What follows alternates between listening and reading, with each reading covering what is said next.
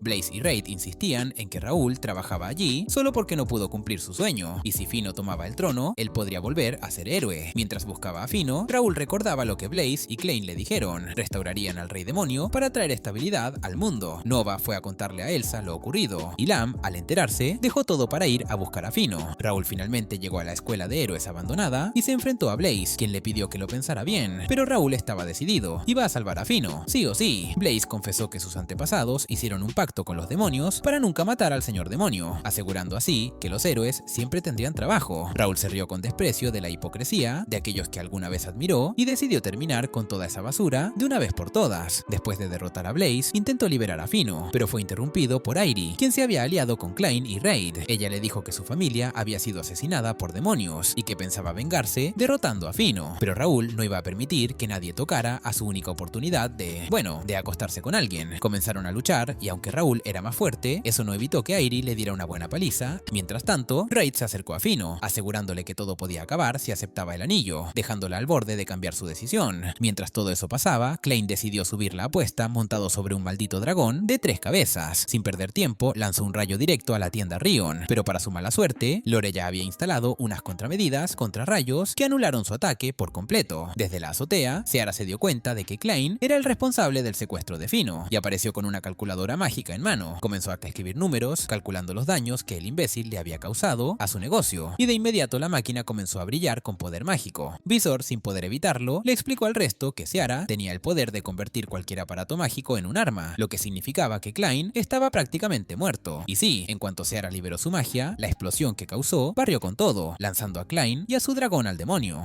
Mientras tanto, Raúl y Airi seguían en su duelo hasta que una explosión los mandó al suelo a ambos, dejándolos inconscientes. Fino, al verlos tirados y heridos, no pudo aguantar más y sin darse cuenta, activó el anillo. El poder demoníaco se apoderó de su cuerpo y salió volando. Airi despertó poco después, se dio cuenta de lo que había hecho y corrió llorando hacia Raúl, arrepentida de haberle levantado la espada. Raúl, apenas recuperado, le pidió que no le hiciera daño a Fino, le dijo que era una chica buena, inocente, atrapada en una tormenta política que no pidió. Eso fue suficiente para que Airi entendiera todo y soltara su odio, aunque no pudo evitar las lágrimas, pensando que Raúl iba a morir. Sin embargo, él se dio cuenta de que el amuleto que Fino le había dado días antes bloqueó el ataque, dejándolo vivo y más feliz que perro con 2 colas. Airi se disculpó, pero Raúl solo le dijo que lo importante era haber sobrevivido. Con eso resuelto, Raúl se lanzó a buscar a Fino, pero Raid le advirtió que ya era demasiado tarde, que ella ya se había convertido en el nuevo señor demonio. Intentó atacarla, pero fue detenido por Seara, que apareció con su traje de heroína, usando una aspiradora mágica para absorber el ataque. Lam y el resto del equipo llegaron justo a tiempo para apoyar, y Seara les pidió a Raúl y Airi que fueran tras Fino, que ellos se encargarían del resto. En ese momento apareció el viejo verde montado en su dragón y se ofreció a llevarlos. Volaron hasta la montaña que conectaba a ambos mundos, justo cuando Fino activó sus poderes y provocó la erupción del volcán, lanzando rocas por toda la ciudad. El equipo terminó estrellándose en un bosque cercano, y mientras Lore arreglaba el vehículo dañado, los demás se encargaban de los monstruos de la zona. Pudieron hacerlo funcionar de nuevo, pero más demonios aparecieron y los hicieron estrellarse otra vez, destruyéndolo por completo. Sin más opciones, decidieron seguir a pie. El anciano cargó a una Lore herida de vuelta a la ciudad, mientras Lam, Raúl y Airi continuaban hacia el volcán. Al llegar a la puerta que conectaba ambos mundos, los recuerdos de sus días como héroes los invadieron. Trabajando juntos, vencieron a los demonios que custodiaban la entrada y Lam logró abrir la puerta. Raúl fue el primero en pasar, pero Lam y Airi la cerraron detrás de él para contener a los demonios. Aunque no quería dejarlas, Airi lo convenció de que su misión estaba del otro lado, y él siguió su camino. Finalmente encontró a Fino, pero no era la misma. Comenzó a atacarlo sin control, poseída por el espíritu del señor demonio. Raúl se negó a rendirse, y mientras la esquivaba, le repetía las 8 frases que le había enseñado cuando empezaba a trabajar en la tienda. Poco a poco, esas palabras lograron penetrar la oscuridad, y Fino recuperó la conciencia por un instante, pidiéndole ayuda. Pero justo cuando la puerta del mundo demoníaco se abrió, fue consumida nuevamente. Raúl intentó detenerla con su cuerpo, pero ella se le acercó y comenzó a estrangularlo. Aún así, él le recordó todo lo que vivieron en Rion y sacó el primer pedido que ella había recibido de un cliente. Ese pequeño papel la llenó de nostalgia. Gracias a eso, Fino logró tomar el control total de sí misma. El amuleto se rompió, la puerta comenzó a cerrarse y Raúl impidió que Fino se convirtiera en la nueva señor demonio. Esa noche, Seara organizó una fiesta para todo el equipo por haber trabajado unidos y rescatar a Fino. Al día siguiente, la clienta que había hecho el pedido finalmente volvió y cerró la compra. Raúl, con una sonrisa, elogió a Fino por ser una buena empleada, lo que la puso súper feliz. En ese momento, Lam y Elsa aparecieron en Some Stuff gracias a un cupón de descuento que Seara les dio por su ayuda. Siri y Visor llegaron también y les presentaron a su nuevo empleado, que no era otra más que Airi. Fino, ahora ascendida a empleada senior, tenía la misión de supervisarla y no podía estar más feliz. Airi dijo que solo trabajaba ahí a regañadientes, mientras encontraba un trabajo digno de una heroína, pero Raúl sabía bien que, con el tiempo, ella terminaría aceptando su nueva realidad, igual que él. Y eso fue todo por este video. Si te gustó, deja un like y suscríbete al canal para más contenido como este, y como siempre, gracias por ver.